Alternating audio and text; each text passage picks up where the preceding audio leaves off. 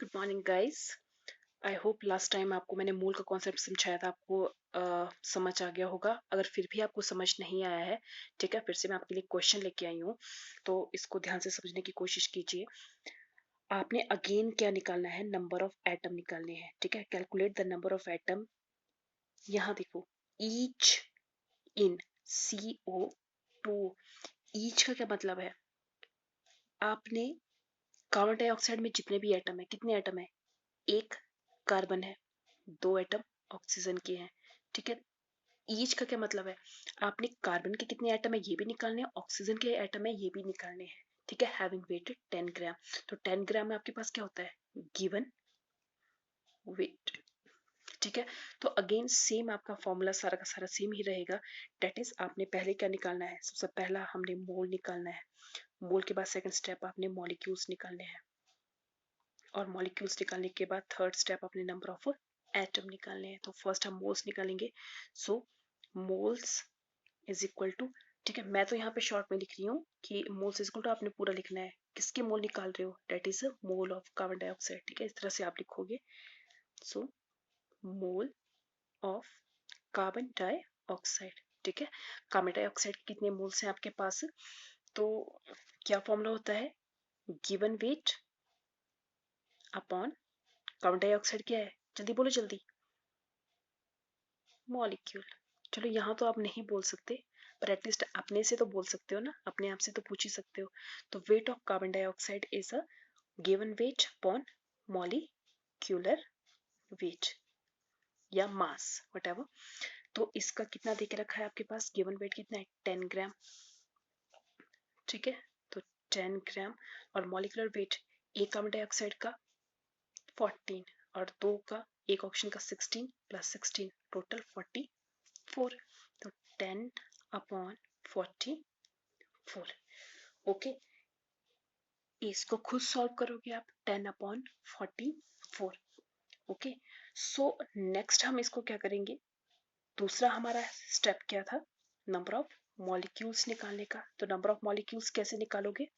सो molecules निकाल, देखो आपके पास है कार्बन डाइऑक्साइड, आपको क्या पता है? 1 मोल ऑफ कार्बन डाइऑक्साइड में कितने मॉलिक्यूल्स हैं? 6.023 10⁻23 मॉलिक्यूल्स। एक मोल में इतने हैं, तो कितने मोल आए हमारे पास? ठीक है, इसको जब आप सॉल्व करोगे तो उतने मोल्स आएंगे, ठीक है। मैं सपोज पूरी की पूरी वैल्यू इस पे डाल देती हूँ, तो ठीक है, एक मोल में इतने हैं, तो हमारे पास टोटल, ठीक है, इसमें कितने होंगे? चलिए इसको ही पहले कैलकुलेट कर लेते हैं। That is your 5/22। okay, so the value come to be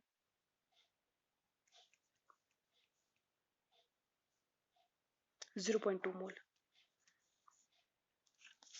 So this is your, ठीक है। तो 0.2 मोल ऑफ कार्बन डाइऑक्साइड में कितने मॉलिक्यूल्स होंगे? 6.23 10⁻23 मल्टीप्लाई बाय दिस वन, इतने मॉलिक्यूल्स होंगे। अब आपने निकालना है एटम।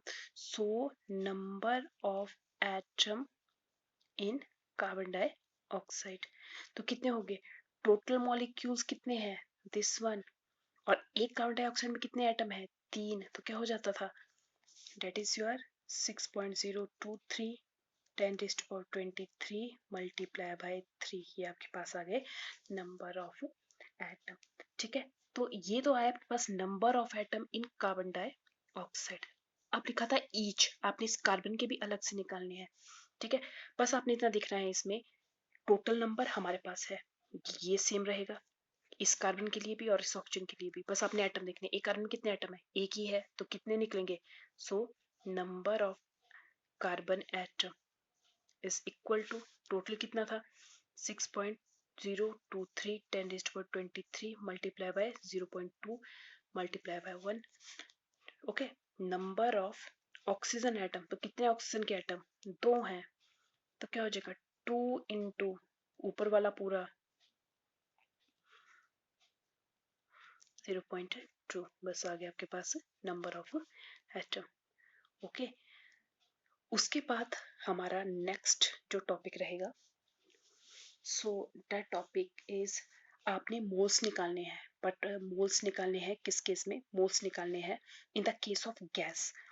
ऑलवेज रिमेंबर रखना, ठीक है, जब भी आपको क्वेश्चन में कंडीशन दी होगी, ओके, जैसे कंडीशन आपको क्या दी है कि डिफरेंट टाइप की कंडीशन दी होगी, जैसे कि आपके पास है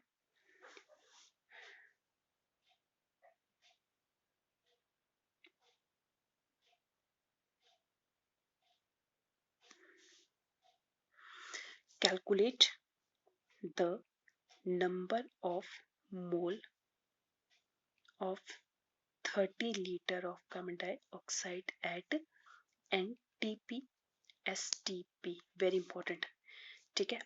अब इसमें भी आपने नंबर ऑफ मोल्स निकालने हैं, पर कंडीशन दी है, कंडीशन क्या है? एनटीपी भी निकालो या एसटीपी भी निकालो। एनटीपी में क्या हुआ?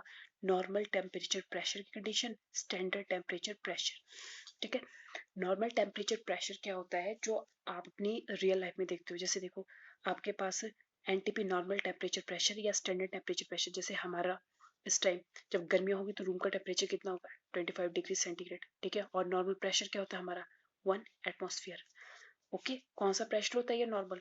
जो एटमोसफियर, एटमोसफियर यानी जहां पे आप लोग बैठे हो, आपके ठीक ऊपर, ठीक है, गैसेस का घेरा बना हुआ है, वो गैसेस आप पर रेगुलर प्रेशर डालती रहती हैं, और उसको हम कंसीडर करते हैं 1 एटमॉस्फेयर। जब आपके पास ये कंडीशन दी होगी तभी, ठीक है। और अब देखो, वेट नहीं दिया है, वेट होता तो ग्राम लिखा होता, यहाँ लीटर दिया है, लीटर है मतलब वॉल्यूम है। तो ऑलवेज रिमेंबर, ठीक है, कि आपके पास जितने भी एटम्स होते हैं, जैसे कि अगर आपने इस केस में निकालना है, calculate the number of moles in 30 litre of carbon dioxide. So always remember, ठीक है, जो आपका मास होता है, मास या जो आपके पास वेट होता है किसी भी चीज का, ठीक है, या मास जिसको आप बोलते हो, जो आपका मास होता है वो हमेशा एवोगैड्रो नंबर के बराबर होता है। अब ये एवोगैड्रो नंबर के कैसे बराबर होता है, तो इसके लिए आपको थोड़ा सा पीछे मैं लेके जाती हूँ, ओके। तो सबसे पहले जो साइंटिस्ट थे एवोगैड्रो, उन्होंने क्या किया, उन्होंने सबसे पहले ये वैल्यू दी कि एक मोल किसके बराबर होता है? 6.023 10⁻23, इतने पार्टिकल्स इसमें होते हैं, ठीक है। अब आप सोचो, क्या ये नंबर छोटा है या बड़ा है? ये बहुत बड़ा नंबर है, जिसके पावर ही 23 है, मतलब यहाँ पे 3 के बाद बहुत सारी आपकी जीरो लगनी है, ठीक है। ये एक बड़ा नंबर है काफी, ठीक है। तो एक मोल, ठीक है, उन्होंने क्या किया, स्टार्टिंग में जस्ट ऐसे ही बोल दिया कि एक मोल में इतने पार्टिकल होते हैं, ठीक है। और अभी ये क्या बन गया है, आपके बुक सिलेबस में भी आ गया, आपको भी यही लर्न करना पड़ेगा, ओके। पर इस नंबर को लर्न करना थोड़ा मुश्किल था। जैसे सपोज करो आप बोलते हो 1 डजन, देखो जब भी हम 1 डजन की बात करते हैं, ठीक है, आपके माइंड में एकदम से 12 का ख्याल आता है। अगर मैं बोलूँ 1 डजन टॉफी, तो एकदम से आप कितनी टॉफी खरीद के लाओगे? 12। मैं बोलूँगी 1 डजन एग लेके आओ, तो आप कितने लेके आओगे? 12 एग लेके आओगे, ठीक है। तो डजन एक ऐसा वर्ड बन गया है जो आपके माइंड में एकदम से स्टिक करता है कि वो 12 ही नंबर है, ओके।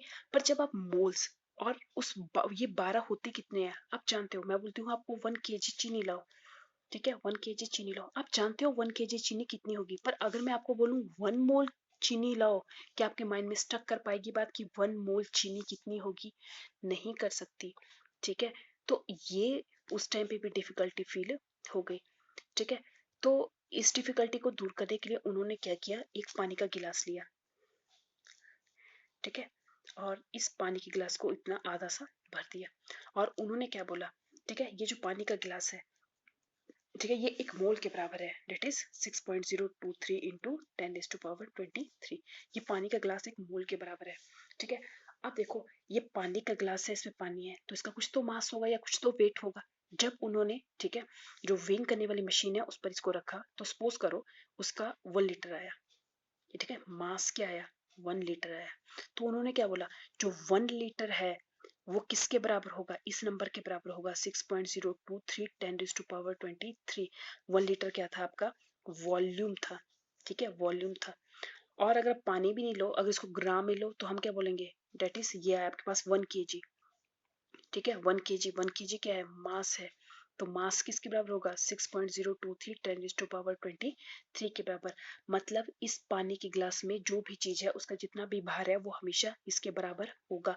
यही रूल उन्होंने बाकी हर चीज में लगाया कि किसी भी चीज का कोई भी भार है या मास है वो उसके एवोगैड्रो के बराबर होगा। जैसे आपके पास सोडियम है, सोडियम का जो मास है, ठीक है, मास ऑफ सोडियम वो ऑलवेज किसके बराबर होगा 6.023 10⁻23 के बराबर होगा। सोडियम का मास कितना होता है 23 ग्राम, किसके बराबर होगा 6.023 10⁻23 के बराबर होगा। ऑलवेज रिमेम्बर, तो किसी भी चीज का मास एवोगैड्रो के बराबर होता है, ऑलवेज रिमेम्बर। ठीक है, सो आपके पास अगर आपने अब वॉल्यूम निकालना है, ठीक है, जैसे पीछे क्वेश्चन था, तो क्वेश्चन जैसे सपोज करो मैं चेंज करती हूँ कि आपने निकालना है आपने क्या निकालना है, आपने नंबर ऑफ मोल्स निकालने हैं। ठीक है, सो number of moles in 14 litre of N2। ठीक है, और जब भी आपके पास एट NTP और STP की कंडीशन हो और आपके पास 14 लीटर दिया है, लीटर से समझ जाओ क्वेश्चन क्या है। ठीक है, तो याद रखना NTP और STP में गैस एक ही वॉल्यूम ऑक्युपाई करती है। ठीक है, और वो वॉल्यूम है फिक्स्ड है 22.4 लीटर, ऑलवेज रिमेम्बर, और कुछ भी नहीं आएगा। ओके, सो आपके पास देखो नंबर ऑफ मोल्स आपने निकालने हैं 14 लीटर ऑफ N2 में, तो मोल्स क्या हो जाता है मोल्स। ठीक है, अगर आपने मोल्स मास में निकालने थे तो मास में इसका फॉर्मूला क्या होता था given weight upon molecular weight. अब आपने इसको वॉल्यूम में निकालना है, तो वॉल्यूम, वॉल्यूम मीन्स आपको लीटर में है। ठीक है, जब लीटर में होगा तो मतलब समझ जाओ वॉल्यूम में निकालना है। तो वॉल्यूम में कैसे निकालोगे given weight upon 22.4, this is your given weight upon 22.4। ठीक है, सो NTP और STP में कैसे निकलोगे गिवन वेट अपॉन 22.4। ठीक है, तो पीछे मोल्स कितने निकल जाए लग जाएंगे, जैसे 14 लीटर N2 में निकालने हैं तो क्या हो गया 14 अपॉन 22.4।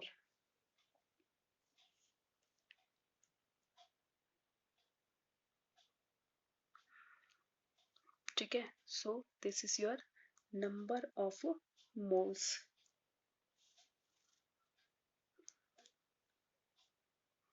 अब NTP में आपने निकालने हैं, ठीक है, given weight upon this much, तो नंबर ऑफ मोल्स निकल जाएंगे।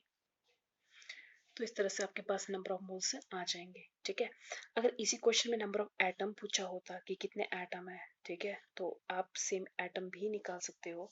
जैसे कि अगर आपसे पूछा होता कि मोल्स पूछे हैं यहाँ पे 14 ग्राम इतने मोल्स हैं, तो आपको पता है मोल्स, मोल्स के बाद मॉलिक्यूल्स कैसे निकलते हैं, वही पिछला तरीका, मॉलिक्यूल्स के बाद आपके एटम्स कैसे निकालते हैं, तो वो सारा तरीका आपका पीछे की तरह ही रहेगा। Okay, thank you.